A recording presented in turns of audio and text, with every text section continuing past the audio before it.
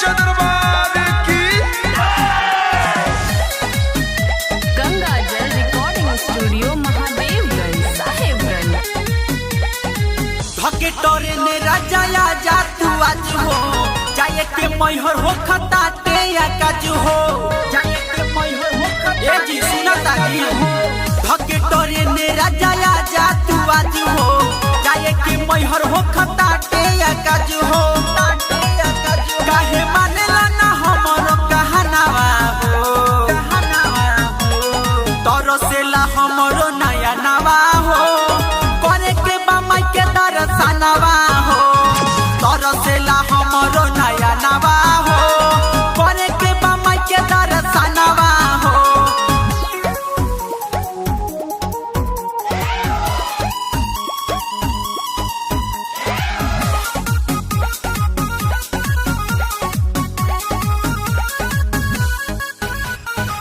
हर साल कही के न आवेलो तू घरावा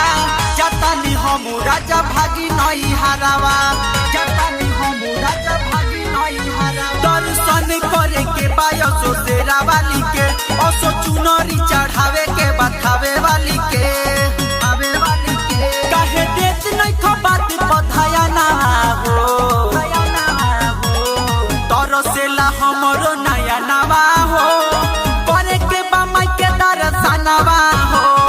तरसेला हमरो नया नवा हो करे के बामाई के दरसनवा हो बोल सच्चा दरबार की।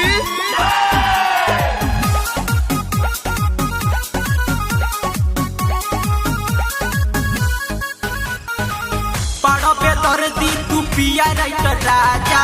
देवेलो कुंदन श्री मोहन खाली साजा देवेलो कुंदन श्री मोहन खाली साजा खाली धके आजा गाड़ी राजा धानी राजा जी कर ताड़ी हाथ जोड़ी ताहर रानी राजा जी रानी राजा जी घरे आई जत करी के बहानावा हो तरसेला हमरो नया नवा हो